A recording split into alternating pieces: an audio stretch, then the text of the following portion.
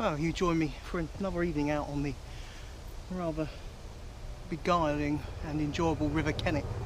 As you can see, I'm travelling very light today.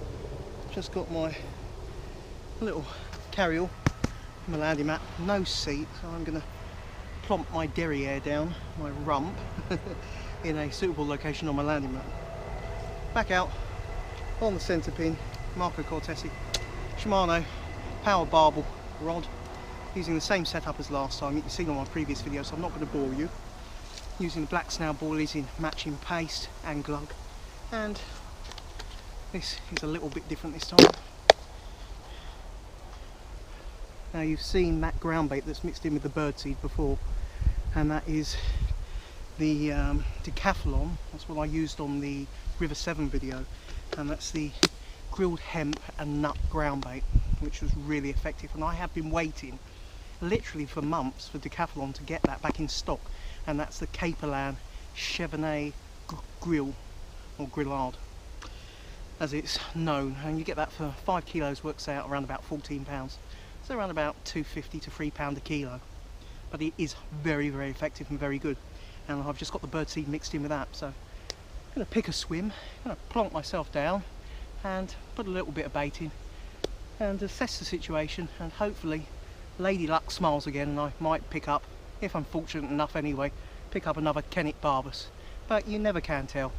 We do our best to curry the odds in our favour, and then you spin that roulette wheel and hopefully it lands on whatever colour that you've chosen.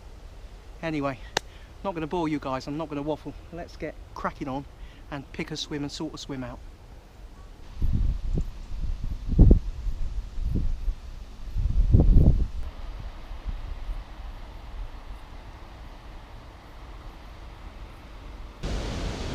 Well, as you can see from behind me, I've picked a rather nice looking spot.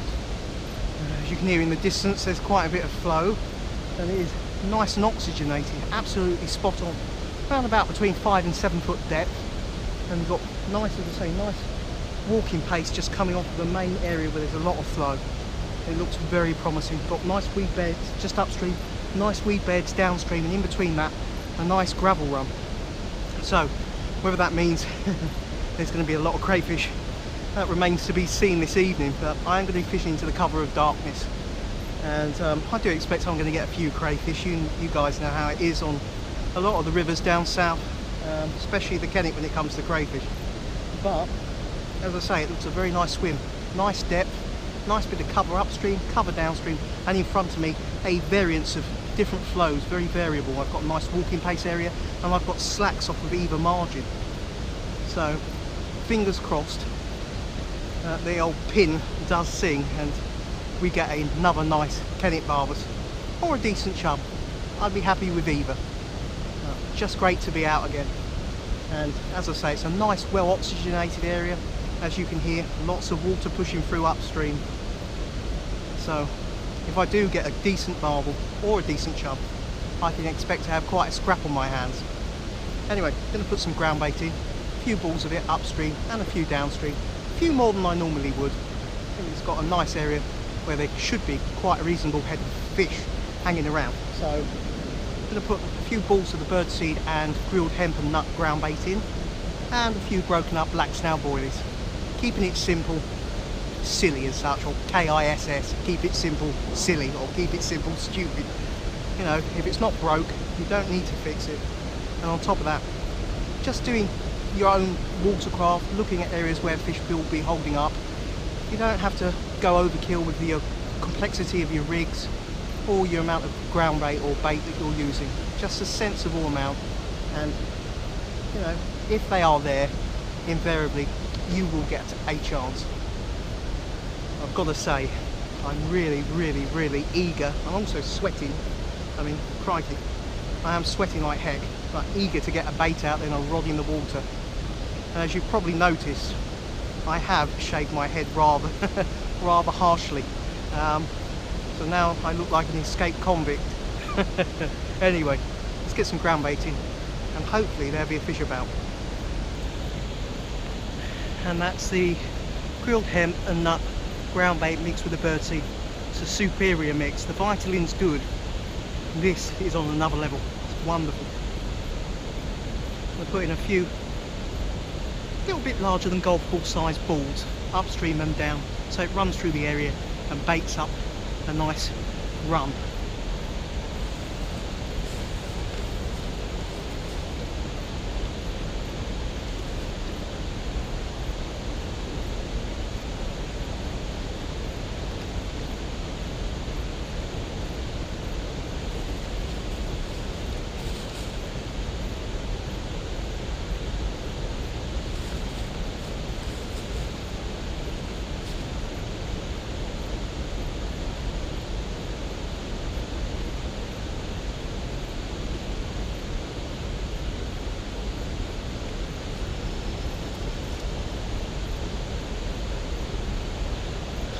As you can see there, a nice paste wrap boilie.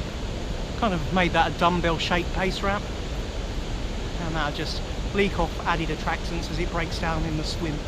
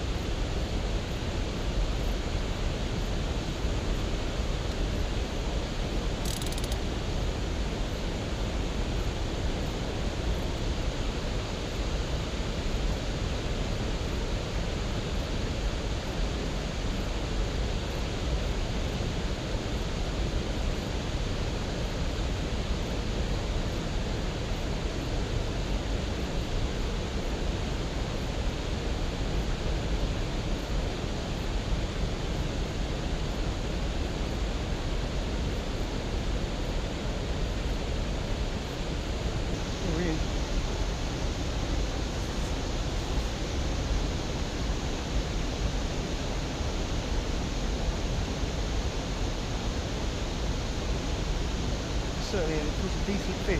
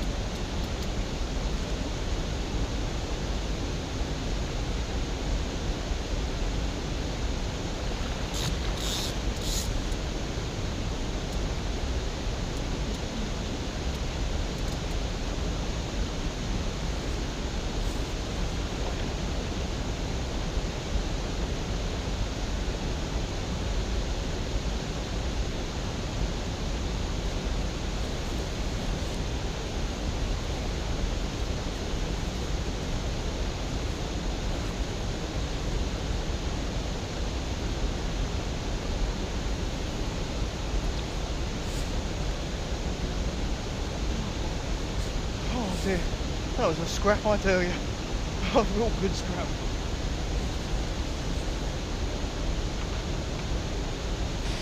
Oh, absolutely wonderful.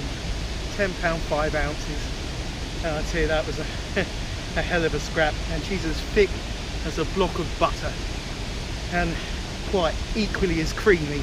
But yeah, in that flow and that depth, the rod just screamed off, tore off. And I tell you, put me to the sword. What a beautiful Barbel Maximus, another Kennet beauty. As I say, £10, 5 ounce. I'll just draw myself back. There we go. How's about that? How's about that? Lovely paddle turn. Blacks now again doing the doing the ever favourable business. And yeah, wonderful looking fish. Look at her. What an absolute pearler. I'll just pull myself back. Happy days. Brilliant, brilliant feisty scrap. I tell you what. Oh, that didn't half go, I tell you. Didn't half go. What a pearler. What an absolute pearler. Brilliant.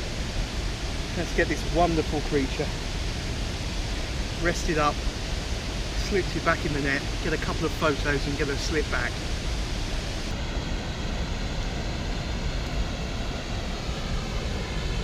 Off you go.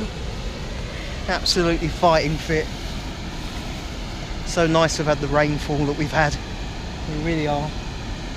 You know, I've not had no problems anyway with any of the barbel, but just gives that added confidence to an angler that the fish are going to be extra okay, extra recuperated and fighting fit. She's absolutely, you know, dipped out the net and gone straight up against the flow. Wonderful.